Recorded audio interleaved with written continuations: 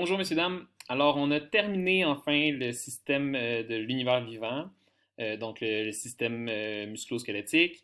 On a fini aussi le système nerveux. On a tout terminé ce qu'il y avait par rapport au corps humain. Donc là, officiellement, si on était à l'école, je vous dirais un gros bravo parce que c'est une grosse partie de l'année qu'on vient de terminer. Et là, on rentrerait dans la partie technologie. Et c'est un peu particulier parce que la partie technologie s'enseigne beaucoup au collège, elle s'enseigne beaucoup par des projets. Donc, on serait rentré dans des projets. Je vais vous en faire faire à la maison, donc à distance. Je vais vous faire faire du dessin, je vais vous faire faire s'il faut, si on est capable, peut-être des petites constructions que vous pourriez faire avec des objets ou des outils que vous avez à la maison. Mais il faut voir la théorie. Donc, ce qu'on va faire aujourd'hui, la capsule va porter sur la révision de l'univers technologique. Donc, on va vraiment revoir tout ce que vous avez déjà vu en secondaire 1-2. Donc, je vais aller quand même rapidement. J'ai une vingtaine de diapos, mais comme c'est des choses que vous avez déjà tous vues, je vais quand même passer rapidement. Ça va être surtout, justement, comme je le disais, un rappel. Il n'y aura pas vraiment d'exercice à faire aujourd'hui. Je vais vous donner quand même un exercice à la fin. Il ne sera pas évalué, mais juste pour qu'on se remémore tout ça. Puis ensuite, dans les prochaines capsules, là, on va rentrer dans de la nouvelle matière. Donc aujourd'hui, on fait le rappel des connaissances sur l'univers technologique parce qu'on a terminé donc tout l'univers vivant. Alors, premièrement, c'est quoi la techno? Donc, la techno, c'est un mélange de science et de technique. La science, c'est quoi? C'est l'ensemble des lois établies à partir de l'observation méthodique de phénomènes naturels. Donc, c'est le savoir. Pour dire que c'est quelque chose de scientifique, il faut l'avoir observé plusieurs fois. Je ne peux pas voir quelque chose devant moi dans la rue et dire oh, voilà, j'ai une théorie scientifique par rapport à ça. Non, il faut que je puisse l'observer plusieurs fois avant de dire que c'est vraiment quelque chose de scientifique. La technique, maintenant, c'est l'ensemble des méthodes employées pour fabriquer ou réparer des objets techniques, donc à l'aide d'outils, de machines, de matériaux. Donc ça, c'est le savoir-faire. Euh, la différence entre la science et la technique, c'est un peu comme ce qui se passe à l'université puis au cégep. Au cégep, on a beaucoup de decks qui vont être des decks techniques, puis à l'université, on va avoir des bacs. Par exemple, moi, j'ai fait ma technique en physiothérapie, mais il y a aussi le bac en physiothérapie. Le bac en physiothérapie, donc ça, c'est la partie très science. Je ne dis pas qu'on ne fait pas de science en technique, c'est pas vrai. Mais c'est juste qu'en technique, on va apprendre comment faire les choses, mais on ne va pas nécessairement apprendre pourquoi c'est ça qui se passe. Tandis que quand on s'en va faire un bac, on va apprendre pourquoi c'est ça qui se passe. On va aussi souvent apprendre comment on le fait, mais on va souvent apprendre pourquoi on fait, pourquoi ça se passe comme ça. Donc la technique, là, c'est on sait comment ça se passe, mais on ne sait pas trop pourquoi. Puis théoriquement, la science, c'est on sait pourquoi, mais on ne sait pas trop comment le faire. Puis pour réussir à faire le mix des deux, on a ce qu'on appelle la technologie. Donc la technologie, c'est le savoir appliqué. Donc on sait comment le faire, puis en plus, on sait pourquoi. Donc c'est le mélange des deux. Donc c'est le mélange de la science et de la technique. Donc, en techno, ce que vous avez déjà vu, vous avez vu les mouvements. Donc, les mouvements sont ceux-ci. Donc, c'est représenté par des flèches qui sont simples. Okay? Donc, c'est des flèches qui sont minces. Et ça va nous représenter trois types de mouvements, soit la translation, la rotation et l'hélicoïdal. Dans deux des types, on a le uni ou le bidirectionnel. Uni, ça veut dire que ça va dans seulement un sens. Bidirectionnel, ça veut dire que ça va dans deux sens. Voilà. Ensuite, on a les forces. Donc, les forces, c'est que ça va provoquer une modification de mouvement ou une modification de forme. Donc, je vais peut-être déformer un objet ou je vais changer son mouvement. S'il était à l'arrêt, je vais peut-être le faire bouger. S'il était déjà en train de bouger, je vais peut-être l'accélérer. Je vais peut-être le faire changer de direction. Donc, tout ça, si on réussit à faire cette action-là, du moment qu'il y a une action qui est produite sur un objet, c'est qu'il y a eu une force qui est appliquée. Donc, on a 5 types de forces. On va avoir l'écrasement, donc le fait de faire de la pression. On va avoir l'étirement, qui est le fait de faire de la tension. La flexion, ça c'est un peu particulier parce que c'est un mélange de deux écrasements, on pourrait dire. Donc, on a une grosse force qui est appliquée au milieu, donc avec une flèche par en bas. Puis ensuite, on a nos deux tonneaux qui vont appliquer chacun de leur bord une flèche par en haut, donc une force par en haut. Et là, ça va nous faire une flexion, donc ça va courber l'objet. Ensuite, on a la torsion. La torsion, c'est comme quand je suis en train de d'essorer une serviette. Donc, je suis en train de tordre quelque chose. Quand je tourne un volant aussi, c'est de la torsion que je suis en train de faire. Et finalement, on a le cisaillement. Le cisaillement, c'est de faire une tension, mais de chaque côté d'une ligne au milieu. Donc, quand je déchire quelque chose, quand je coupe quelque chose, je suis en train de faire une tension de chaque côté. Puis là, ça va détruire ma chose. Donc, ça, ce sont les forces. Nos forces vont avoir des conséquences. Okay? Donc, il y a trois types de conséquences. On va avoir des déformations qui sont élastiques. Ça veut dire qu'elles vont durer un certain temps. Donc, elles vont pas. On va pouvoir reprendre la forme normale du départ à la fin, mais pendant qu'on applique la force, il va y avoir une déformation. L'exemple que je vous donne, c'est le ballon. Comme vous remarquez, là, j'aurais aimé ça que ce soit un peu plus lent, mais je n'ai pas réussi à le rendre plus lent. Vous remarquez, quand le ballon il vient s'écraser au sol, il s'aplatit. Puis après ça, il remonte. C'est ce qui fait qu'il rebondit le ballon. C'est le fait qu'il s'aplatit et qu'il reprend sa forme. Puis quand il reprend sa forme, ça le pousse par en haut. Donc, c'est pour ça qu'il réussit à rebondir. Donc ça, c'est une déformation qui est élastique. Le temps qu'il y a une déformation, puis après ça, il revient, ça dure un certain temps, donc c'est élastique. Un autre bon exemple de déformation élastique, ben, c'est l'élastique, justement. Quand je tire sur un élastique, puis je le lâche, ben, il revient à sa forme initiale. Ensuite, déformation permanente. Une déformation permanente, c'est une déformation qui va avoir lieu pour toujours. Donc, je vous ai mis l'exemple d'une canette qui se fait écraser. Je ne peux pas réussir à la remettre comme elle était avant. Je pourrais réussir à retirer, lui redonner à peu près sa forme, mais il va tout le temps rester des marques, soit des plis dans le métal, ou que je ne réussirai juste pas à redonner sa forme au total. Donc, quand la déformation ne peut pas revenir à l'état initial, c'est ce qu'on va appeler une déformation qui est permanente. Puis ensuite, une modification de mouvement. Donc, la modification de mouvement qui peut être une modification de vitesse ou de direction. Donc, je vous ai mis l'exemple d'un joueur de soccer. Lui, il fait les deux. Donc, il vient de changer le mouvement, puis ensuite, il vient de changer la direction aussi du ballon. Donc là, il a appliqué des forces pour pouvoir faire ce mouvement-là. Ensuite, là, je sais que c'est beaucoup de matière rapidement, mais c'est juste des choses que vous avez déjà vues. Donc, c'est pour ça que je le passe quand même vite, mais il faut le revoir. Donc, matière première, matériaux, matériel. Matière première, c'est une substance qu'on va retrouver dans la nature qui n'a pas du tout été encore transformée. Okay? Donc, il faut la transformer pour réussir à la rentrer dans notre système qu'on veut construire. Mais tant qu'elle n'a pas été transformée, c'est ce qu'on va appeler de la matière première. Par exemple, la laine de mouton. Donc, c'est sûr que si je la coupe, là, vous allez dire, ouais, ben, elle est déjà transformée. Ouais, sauf que je ne peux pas prendre juste de la laine de mouton puis me mettre ça sur le dos. Ça ne marchera pas. Okay? Donc, si je veux me faire un chandail, il va falloir que je la transforme. Donc, la matière première, c'est de la matière qu'on retrouve à l'état naturel qui n'a pas vraiment été transformée. Même chose pour un bio de bois. Ben, mon bio de bois, c'est que j'ai coupé mon arbre. OK, donc oui, il a été un peu modifié. Mais encore là, un arbre juste coupé, je ne peux pas faire grand-chose avec ça.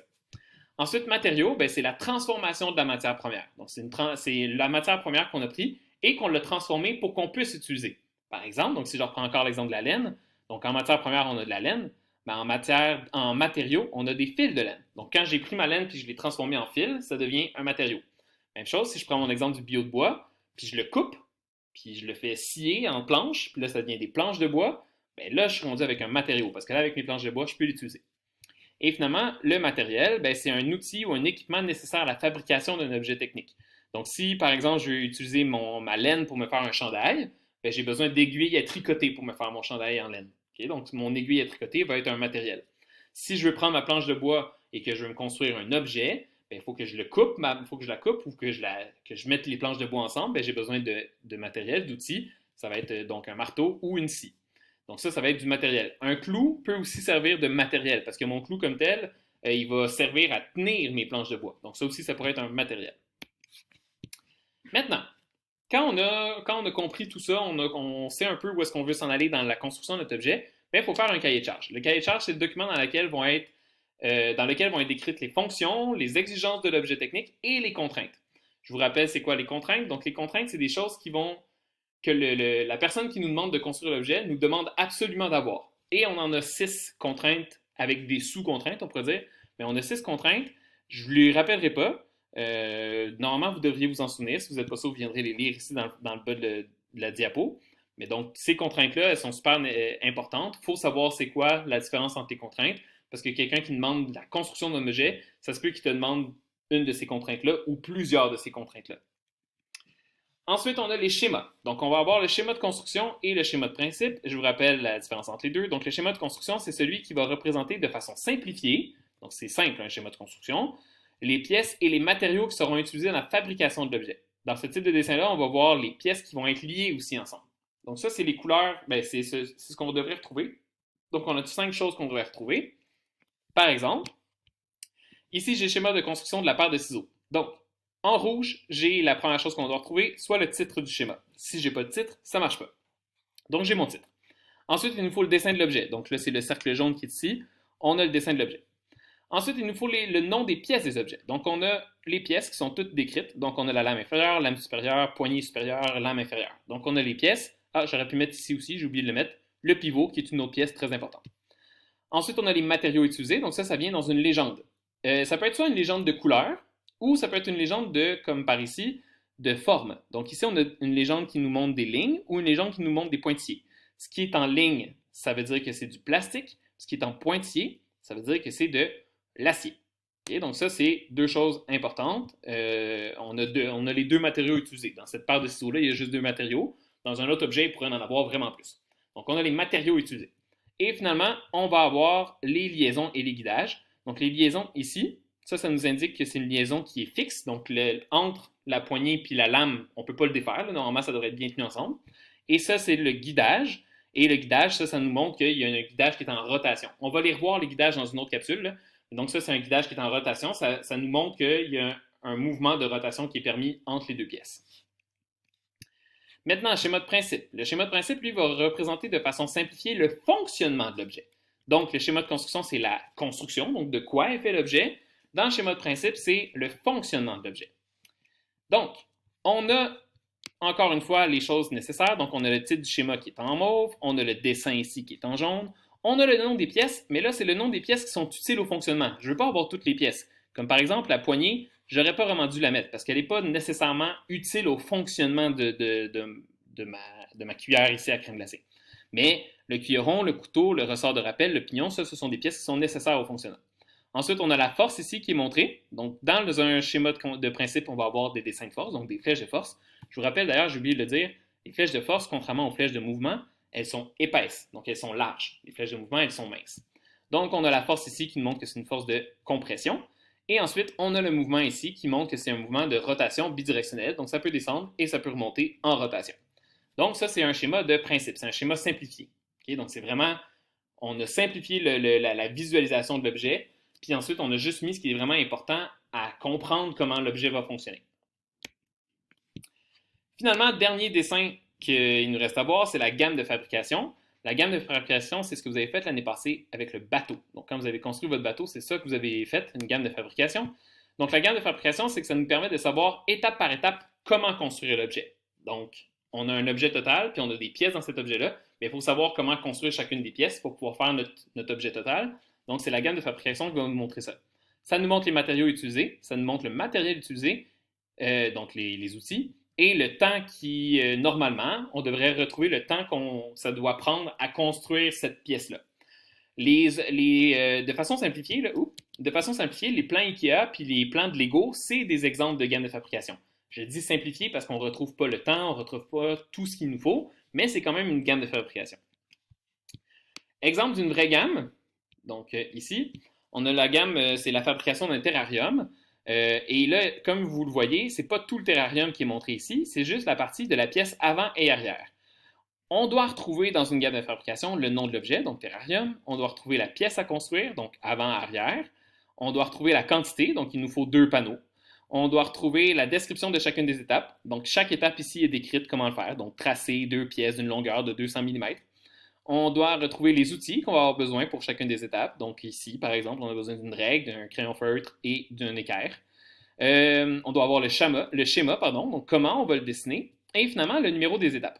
Le numéro des étapes, si vous remarquez bien, ça fait 10, 11, 20, 21, 30, 31, 40, 41. Ce qui est un peu étrange. Je vous rappelle comment fonctionnent les étapes d'une gamme de fabrication. Chacun des chiffres qui finit par 0 nous montre une étape particulière. Donc ici, on a le débitage, ensuite ici, on a le traçage, ensuite, on a le découpage et ensuite, on a la finition. Si on avait, mettons, dans le traçage, plusieurs traçages à faire, on aurait 20 traçages, 21 première étape de traçage, puis on pourrait avoir 22 deuxième étape de traçage. Ensuite, je pourrais passer à 30, découpage, 31, première étape de découpage, 32, deuxième étape de découpage, 33, troisième étape de découpage. Donc, les chiffres avec un 0 vont nous montrer les grosses étapes, comme le nom de la grande étape. Puis ensuite, les chiffres qui vont suivre vont représenter les sous-étapes. Donc ici, ça donne qu'on a une sous-étape par grosse étape. C'est correct, mais ça va dépendre de l'objet. On pourrait avoir des objets qui vont avoir plus de sous-étapes. Voilà. Et ça fonctionne pour chacune des pièces de l'objet. Donc vous voyez ici, on a un terrarium au complet, sauf que la gamme de fabrication qu'on a ici n'est que pour la pièce avant et arrière. On aurait une autre gamme pour la pièce du bas, puis on aurait une autre gamme pour les pièces de côté. Okay? Donc, c'est comme ça que fonctionne une gamme de fabrication. On a une gamme pour chacune des pièces de l'objet au total. Puis à la fin, on pourrait avoir une gamme d'assemblage pour montrer comment on va assembler chacune de ces pièces-là. En fait, nos gammes IKEA et nos gammes Lego, ce sont plus des gammes d'assemblage que des gammes de fabrication. Maintenant, dernier point maintenant qu'il nous reste à voir, c'est la partie des systèmes technologiques. Ça aussi, vous l'avez vu l'année passée en secondaire 2. Donc, les systèmes technologiques, c'est quoi? C'est un ensemble de pièces, de mécanismes, de machines simples qui vont interagir ensemble pour faire une tâche précise. Ça peut être une transmission ou une transformation de mouvement, par exemple. Autrement dit, c'est des objets qui sont complexes et qui ont des fonctions particulières. Tout objet est un objet technique. Okay? Donc, on se rappelle, un objet technique, c'est quoi? C'est un objet qui répond à un certain besoin. Donc, tout objet est un objet technique, sauf qu'on a des objets qui sont un peu plus complexes. Donc, quand on rentre dans la complexité, on va rentrer dans les systèmes technologiques. Dans le fond, c'est qu'un système technologique, c'est une multitude d'objets techniques ensemble qui font qu'on a quelque chose de plus complexe. Donc là, je vous ai mis quelques exemples. On passe de la catapulte qui date d'il y a super longtemps, le Moyen Âge, puis on se rend jusqu'à l'ordinateur, jusqu'à la moto ou jusqu'à une petite horloge Kit Kat Clock. Okay? Donc tout ça, ce sont des objets, des systèmes technologiques parce qu'elles ont plusieurs pièces à l'intérieur qui fonctionnent différemment, mais qui ensemble donnent quelque chose de complexe. Donc, pour être considéré comme pour comprendre un système technologique, on a 5 composantes à regarder. Donc ça, c'est ce que vous avez vu l'année passée. C'est le plan des composantes, on pourrait dire, d'un système technologique. On a la fonction globale, on a les commandes, on a les intrants et les extrants, et on a les procédés. On va revoir ça rapidement, c'est quoi chacun des trucs. Donc, fonction globale. La fonction globale, il s'agit d'expliquer simplement quel est le rôle du système technologique. Donc, souvent, en une phrase, on va être capable de donner le but. Okay? Donc, quelques exemples. Une moto, ça va être déplacer rapidement une personne sur une courte ou une longue distance terrestre. Un ordinateur, ça va être de traiter de l'information numérique. Une catapulte, ça va être lancer de très grosses masses sur une longue distance. Donc ça, c'est une fonction globale. C'est une phrase qui résume à quoi sert l'objet. Ensuite, les commandes. Il s'agit d'un système qui permet de partir d'un objet ou de modifier le fonctionnement de l'objet. C'est ce que je peux contrôler pour le faire fonctionner. Donc, quelques exemples. Un bouton on-off. Donc, sur un ordinateur, un bouton on-off, c'est une commande. Le clavier d'un ordinateur, ce sont toutes des commandes. Un contrôleur, donc mettons un contrôleur d'une grue. Le contrôleur d'une grue est une commande parce que c'est lui qui sait comment ça fonctionne. Donc, lui, il va être une commande. Le volant va être une commande. Le volant d'une voiture, par exemple, va être une commande. Ensuite, les intrants. Les intrants, c'est tout ce qui entre dans le système pour faire fonctionner le système.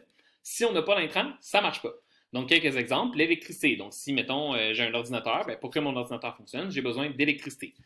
Ça peut être la force musculaire. Par exemple, l'intrant d'un vélo, ça va être la force musculaire. Si je n'ai pas de force musculaire, je ne pourrais pas faire avancer mon vélo. Ou un objet précis qui va servir au fonctionnement. Ça pourrait être de l'essence. C'est pas vraiment un objet. Ça pourrait être...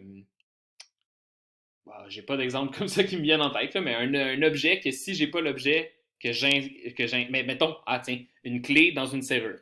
La serrure, si j'ai pas la clé, la serrure marche pas. Okay? Donc j'ai besoin d'une clé que je vais insérer à l'intérieur de la serrure. Donc ça, c'est un intrant. Il entre dans le système. S'il fait déjà partie du système, par exemple les pédales d'un vélo. Les pédales d'un vélo font déjà partie du système. C'est sûr que si je ne l'ai pas, ça ne fonctionne pas. Mais comme elles en font déjà partie, ce n'est pas un intrant. Il faut vraiment que ce soit quelque chose d'extérieur que j'ajoute. Les extrants, c'est tout ce qui va être produit à la fin par l'objet. Donc, c'est tout ce qui sort du système. Donc, un vélo, un des extrants du vélo, ça va être le déplacement. Le déplacement, c'est la finalité de l'objet. Donc, on a réussi à se déplacer en vélo. Donc, ça, c'est un extrant. On pourrait même dire la sueur à la limite, parce que quelqu'un qui fait du vélo va avoir chaud. Donc, il va y avoir de la sueur. C'est un extrant. L'essence que je mets, c'est un intrant. Mais après, ma voiture qui a avancé, elle a sorti du gaz. Donc, le gaz va être un extrant. Un objet qui est terminé, mettons que j'ai une machine qui construit des objets, l'objet terminé peut être un extrant. Si je me lave les dents, les dents propres vont être un extrant.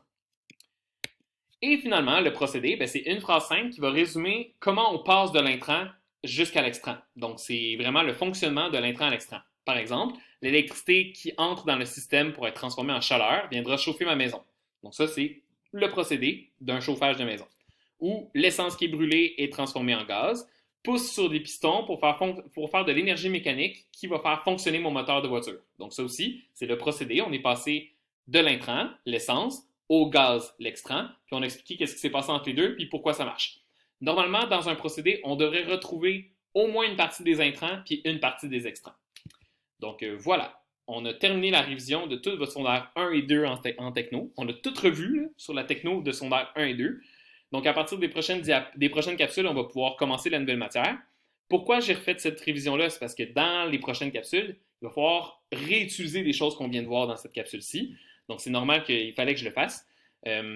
Et comme devoir, ce que je vous demande de faire comme exercice, ça va être de me prendre n'importe quel objet que vous avez dans votre maison et de m'en faire le schéma de construction et le schéma de principe. Donc, vous faites juste prendre le temps d'analyser votre objet, puis vous me faites un dessin, ça peut être directement sur votre tablette, ou moi, ce que je vous conseille, c'est de le faire papier, puis de le prendre en photo, puis de me mettre sur Shobi après. Donc, vous me faites un schéma de construction avec tout ce qu'il faut et un schéma de principe avec tout ce qu'il faut. Donc, vous retournerez voir dans le diapo qu'est-ce qu'il faut là-dedans. Puis là, comme ça va vous faire une bonne révision de tout ce qu'on vient de voir. Et je vous demanderai aussi de me dire, et là, je vais revenir ici pour vous le montrer, de me dire c'est quoi les contraintes de cet objet-là. Okay? Donc, prenez le temps de lire c'est quoi les contraintes, puis dites-moi c'est quoi les contraintes que la personne qui a inventé l'objet a dû se dire, puis lesquelles qu'il a utilisées, puis pourquoi. Donc, un petit texte, là, c'est quelques 2-3 phrases max, là, qui m'explique. Donc, vous avez votre schéma de construction, votre schéma de principe, puis ensuite, dans le bas, les contraintes qui fit avec votre objet. Alors voilà, bonne fin de journée, messieurs, dames. On se voit la semaine prochaine.